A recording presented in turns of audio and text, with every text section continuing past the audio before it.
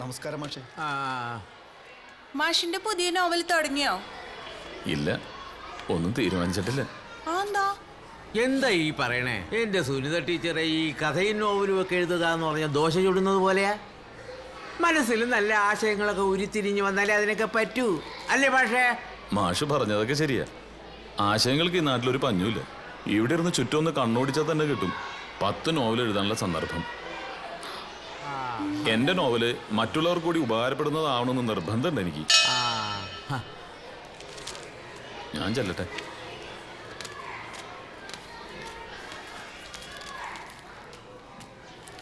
ശരി സാറേ.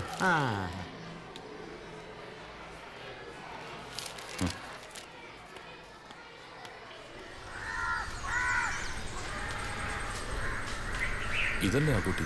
ഷെടാ, ഇവൻ പിന്നെയും വന്നു. അപ്പുവല്ലേ? ഞാൻ മോഹനകൃഷ്ണൻ, പുതിയതായിട്ട് വന്ന മലയാള മാഷ. ഇവിടെ വന്നപ്പോഴാണ് കാര്യങ്ങളൊക്കെ അറിഞ്ഞത്. വിഷമിക്കണ്ട, അപ്പുവിന്റെ പഠനകാര്യത്തിൽ ഒരു കുഴപ്പവും വരില്ല. എല്ലാം ഞാൻ നോക്കിക്കോളാം. അപ്പു ക്ലാസ്സിൽ ചെന്നിരുന്നു. തളരരുത്.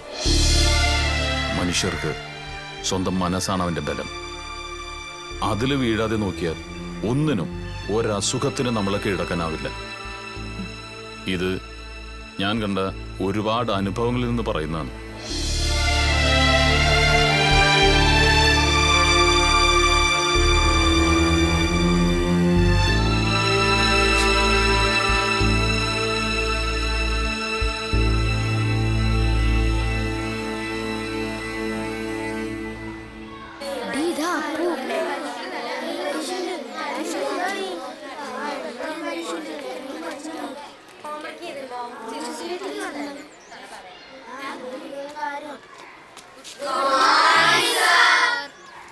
Good morning. ഇരിക്കൂ. എന്താ നിങ്ങളൊക്കെ മാറിയിരിക്കുന്നത്?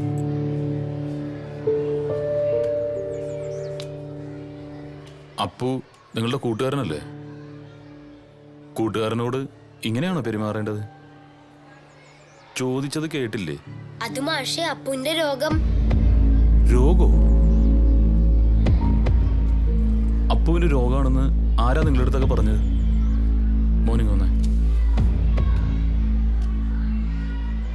അങ്ങനെയാണെങ്കിൽ ഞാൻ അപ്പുവിന്റെ കൂടെ ഇങ്ങനെ നിൽക്കുവോ? കൊച്ചു കുട്ടികളാണ് നിങ്ങൾ. നാളെ ഒരുപാട് ഉയരത്തിലെത്തേണ്ടവർ. നിങ്ങളുടെ ഇളം മനസ്സിൽ ആരൊക്കെയോ കുത്തിവെച്ച കാര്യങ്ങളാണ് ഇതൊക്കെ. ഞാൻ പഠിപ്പിക്കുന്ന കാര്യങ്ങൾ നിങ്ങൾക്ക് പഠിക്കാമെങ്കിൽ ഞാൻ പറയുന്ന കാര്യങ്ങൾ നിങ്ങൾ അനുസരിച്ചേ പറ്റൂ. അപ്പുവിന് ഒരസുഖമില്ല. നിങ്ങളെല്ലാവരും പഴയതുപോലെ ഇനിയെങ്കിലും ഇവനോട് പെരുമാറണം, കേട്ടോ?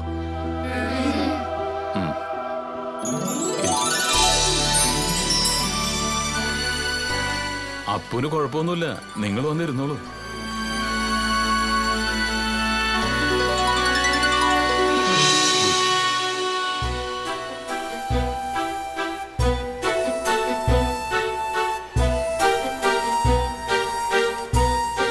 ഗുഡ്. ഇനി നമുക്ക് ക്ലാസ്സിലേക്ക് കിടക്കാം.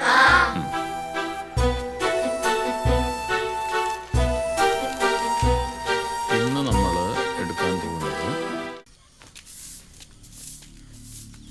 ഇവൾക്കൊക്കെ ഈ നാട്ടിൽ നിന്ന് എവിടേക്കെങ്കിലും പോയിക്കൂടെ?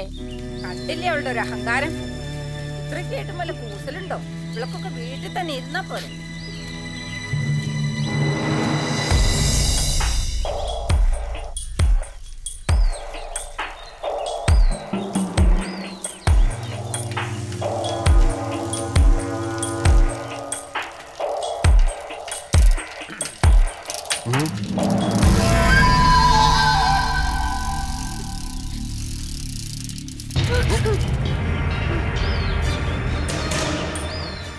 നന്ദി.